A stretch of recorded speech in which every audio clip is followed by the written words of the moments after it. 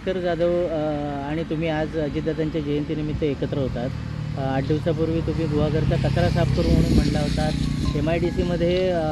MIDCचा पालक आमदार मी आहे असं म्हटलं आणि आज तुमची गळाभेट झाली। तुम्ही म्हटलात मिले सूर मेरा तुम्हारा, काय नेमकं समजायचं? भास्कर जाधव सरकारसाहेब हे एक ज्येष्ठ आमदार आहेत। महाराष्ट्राच्या राजकारणामध्ये त्यांनी एक निराळं स्थान निर्माण केलेलं आहे आणि कोकणासाठी त्यांची खरं म्हणजे आता सत्तेमध्ये गरज आहे।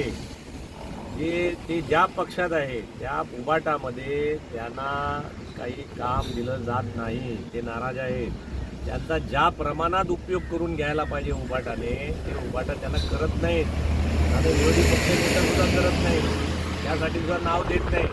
म्हणून भास्कर जाधवांचं आता वय होत आलेलं आहे, त्यांनी योग्य विचार करावा। भारतीय जनता पक्षामध्ये त्यांचं स्वागत आहे। कोकणाला भास्करराव तुमची गरज आहे, तुमच्यासारखा नेता आम्हाला हवा आहे। म्हणून मी मगाशी म्हटलं, आम्ही दोघांनी एकच झाड लावलं की जे झाड भविष्यामध्ये चिपळूणला आणि कोकणाला भरपूर काही फळं देईल असं झाड आम्ही मगाशी भास्कररावांनी आम्ही लावलं। बरं, जंतर मंतरवरती जे आंदोलन झालं तर ते चिघळलेलं आहे, त्या संपूर्ण वातावरणाकडे भाजपचे आमदार म्हणून तुम्ही कसं? नाही, हा दिल्लीचा विषय आहे बाळा, आपण आता गल्लीत आहोत, त्यामुळे त्यांची काय करायचे आहे याच्याबद्दल आत्ता बोलणं चुकीचं आहे। ते जे काही भारतीय जनता पक्ष केंद्रातले आमचे मंडळी करतात हे सगळ्या गोष्टीचा सर्वोपांग विचार करून करतात। त्याच्यामध्ये कुठल्याही प्रकारचं चुकीचं काम आणि राष्ट्रहिताचंच काम माझे नेते करतील। जे काही कॉक्रोच जनता पार्टी, बघा आता देशात विरोधी पक्षाला चेहराच राहिलेला आहे, त्यामुळे 3 चेहऱ्याच्या विरोधी पक्षाला नाईलाजाने उरळ्याचा चेहरा घ्यावा लागतो। हे एवढ्या 100 वर्षाच्या भारतीय राजकारणामध्ये ही एक सगळ्यात वाईट गोष्ट आहे की विरोधी पक्षाला कशा प्रकारे आपण समोर जावं, त्यांच्याकडे नेताच राहिलेला नाही। राहुल गांधींना त्यांनी नेतृत्व देऊन काँग्रेस तर संपवलंच, पण जे काही अलायन्समधले इतर पार्ट्या होत्या त्या सगळ्यांचं वाटोळं राहुल गांधींचा चेहरा देऊन काँग्रेसने केलं। म्हणून नाईलाजाने आता जे काही विरोधात मंडळी आहेत त्यांना झुरळाचा चेहरा घ्यावा लागला। याच्यापेक्षा मोठी शोकांतिका विरोधी पक्षाची या देशात नाही। माझं अजूनही म्हणणं आहे, त्यांना योग्यता बुद्धी परमेश्वराने द्यावी आणि आम्हाला विश्वास आहे मोदी साहेब, मोदी सरकार ज्या काही चुकीच्या गोष्टी असतील त्या दुरुस्त केल्याशिवाय राहणार नाहीत। कारण मोदीजींचं कोणीच नाही, म्हणजे त्यांना आपलं तुटलं असलं काही विचार, ते राष्ट्राचाच विचार करतात। त्यामुळे ते कोणाच्याही प्रेमात नाहीत, ते राष्ट्राच्या प्रेमात आहेत, ते जनतेच्या प्रेमात आहेत आणि ते जेव्हा निर्णय घेतील ते चांगले कठोर निर्णय घेतील असा आम्हाला भारतीय जनता पक्षाच्या कार्यकर्त्यांना विश्वास आहे।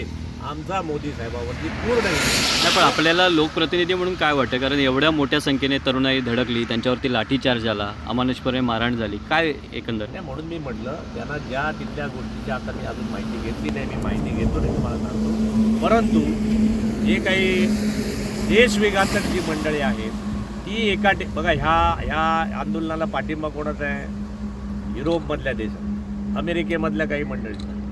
हे एक षडयंत्र आहे की अशा प्रकारचा देश हा त्या ठिकाणी अस्थिर करावा। म्हणजे देश आता महासत्तेकडे चाललेला आहे, देश आता जगातली मोठी आर्थिक सत्ता होते आहे, हे अनेक लोकांच्या डोळ्यात दिसत आहे बाळा, समजून घ्या। आपल्या देशाच्या वाईटावर अनेक मंडळी आहेत, त्यामुळे आता हे सगळे फंडेड आहेत। ही मंडळी येतात, ती परदेशातल्या पैसे आणतात, तिकडनं येतात, या सगळ्या गोष्टी फंडेड आहे। हा एक केविलवाणा त्यांचा प्रयत्न आहे आणि ह्या आता संसदेमध्ये तिथे चर्चा होईल, तिथे त्यांनी विरोध करावा, सगळ्या गोष्टी संसद चालूच आहे। तुम्ही फंडेड म्हणताय, पण जर एका बाजूला नीटचा जो मेन सूत्रधार तो शोधला जात नाही आणि तुम्ही फंडेडचा शोध सांगितलं ना, नीटचं जे काही नीट करायचं आहे ते मोदीजी करतील, आमचा विश्वास आहे बाळा।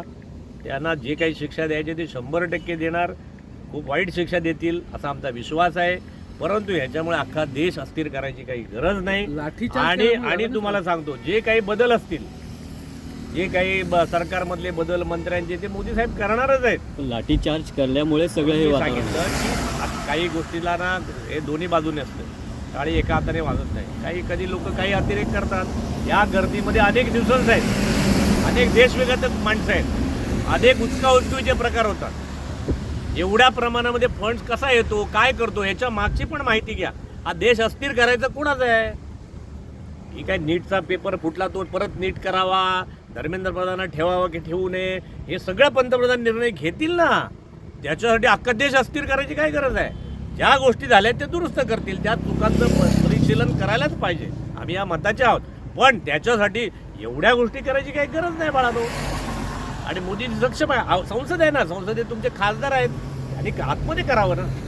हा जर वेळेत सामान्य निर्णय घेतला माणसाला आणि असता, हा जर वेळेत निर्णय घेतला असता तर आंदोलन करण्याची गरजच आणि नव्हती. म्हणून मी म्हटलं आता एवढ्या आपल्यापेक्षा श्रेष्ठ मंडळी आहेत, त्यांना अक्कल आहे आणि मला अक्कल आहे आणि त्यांना कोणाला नाही असं बाळा होत नाही. ते आमचे ज्येष्ठ आहेत, ते जे काही करतात त्याच्या मागे काहीतरी कार्यकारण भाव नक्की असेल असा आमचा विश्वास आहे. धन्यवाद. ताज्या अपडेट्स आणि ताज्या बातम्यांसाठी कोकण एक्सप्रेस डिजिटल न्यूज चॅनलला सबस्क्राईब करा, लाईक करा, कमेंट करा आणि शेअर करा. आणि महत्त्वाचं म्हणजे बेल आयकॉनवर क्लिक करायला विसरू नका.